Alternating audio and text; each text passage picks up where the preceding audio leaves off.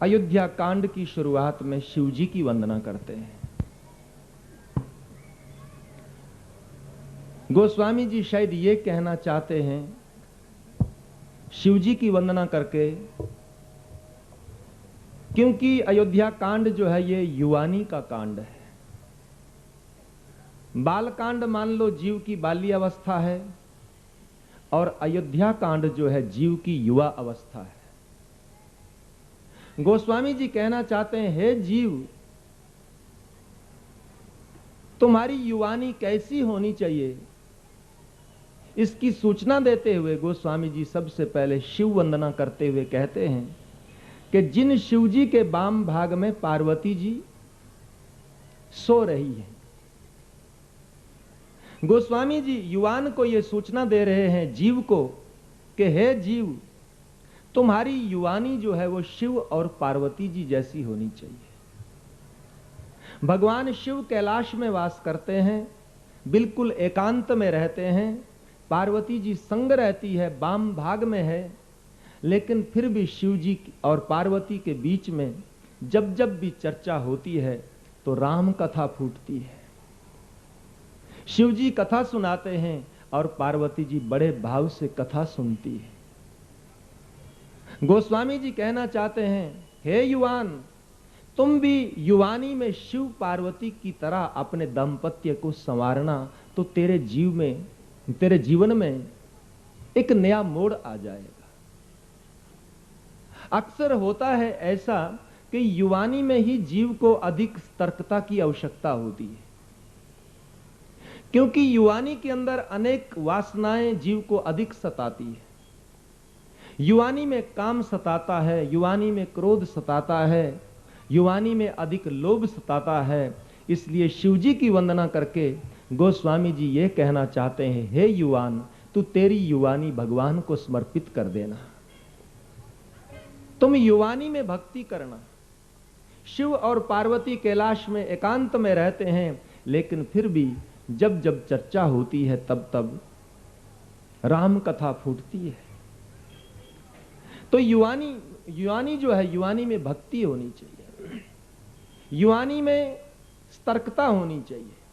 शिव जी के वाम भाग में पार्वती जी सो रही हैं, शिव जी के मस्तक के ऊपर गंगा है। गोस्वामी जी ये कहना चाहते हैं, हे युवान, युवानी में तेरे मस्तक के ऊपर भी गंगा होनी चाहिए। गंगा यानी भक्ति की गंगा। राम भगति जह सुरसरी धारा। भक्ति युवानी में होनी चाहिए, भक्ति बाल्यावस्था में होनी चाहिए। भक्ति की शुरुआत युवानी से, बाल्यावस्था से यदि होगी तो उत्तरावस्था में बड़ा प्यारा जीवन हो जाएगा। यदि बाल्यावस्था से भक्ति नहीं करेंगे, युवानी में भक्ति नहीं करेंगे, तो वृद्ध अवस्था में भी भक्ति नहीं कर पाएंगे। तो शिव जी के मस्तक के ऊपर गंगा है। हे युवान, युवानी में तेरे मस्तक के ऊपर गंगा होनी चाहिए, यानी भक्ति की गंगा होनी चाहिए।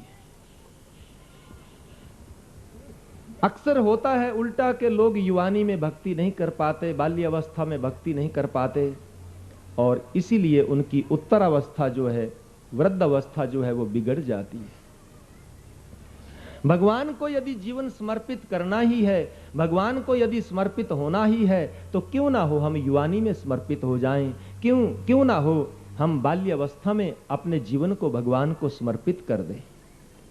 जैसे एकादशी का दिन हो और एकादशी के दिन घर में कोई मेहमान आ जाए तो उसको कोई पुराना गला सड़ा फल समर्पित नहीं किया जाता, सुंदर फल ला करके मेहमान को फलाहार के लिए दिए जाते।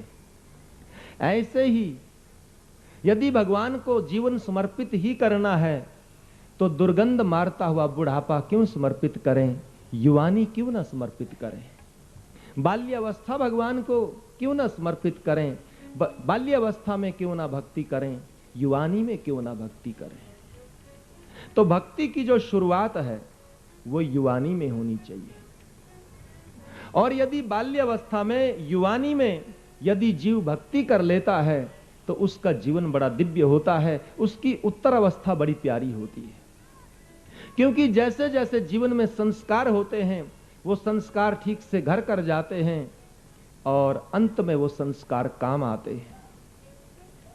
युवानी में यदि भक्ति नहीं करेंगे, बाल्यावस्था में यदि भक्ति नहीं करेंगे, संसार में अधिक आसक्ति रखेंगे, तो अंतिम समय में भी संसार का ही अधिक चिंतन होगा। और यदि अंतिम समय संसार का ही चिंतन करता करता जीव शरीर को त्याग देगा, तो उस संसार की आसक्ति के कारण पुनः संसार चक्र में उसको आना पड़ेगा, और यह जन्म मृत्यु का बंधन से वो छुटकारा नहीं पाएगा। पुनः पुनः जन्म, पुनः पुनः मृत्यु, ये बंधन बना रहेगा, क्योंकि जीव की अंत में जैसी वासनाएं होती हैं, उसी वासना के अनुरूप जीव को पुनः जन्म लेना होता है। पुनरपि जननम पुनरपि मरणम का जो चक्कर है वो बराबर बना रहेगा यदि युवानी में भक्ति नहीं करेंगे। और जिसको युवानी में भक्ति करना है, जिसको युवानी में परमात्मा के चरणों में समर्पित होना है, तो उसको मेरे भाई बहन कम से कम अधिक नहीं तो 6 बात का ख्याल रखना चाहिए। युवानी किसकी दिव्य होती है, युवानी में किसकी भक्ति सफल होती है? जो आदमी ये 6 बात का ठीक से युवानी में ख्याल करता है। जिसको युवानी में भक्ति करना है, जिससे अपनी युवानी को दिव्य बनाना है, वो जीवन में सबसे पहला काम ये करे कि अति बोले नहीं। अति बोलना युवानी को बिगाड़ देता है। अकारण वार्ता, अकारण बोलना युवानी में ठीक नहीं। जितनी आवश्यकता हो उतना ही जीव बोले तो युवानी धन्य हो जाती है। तो अति बोलना नहीं। लेकिन तुम लोग कहीं ऐसा कह दो कि महाराज सबसे ज्यादा तो आप ही बोलते हो, कह सकते हो,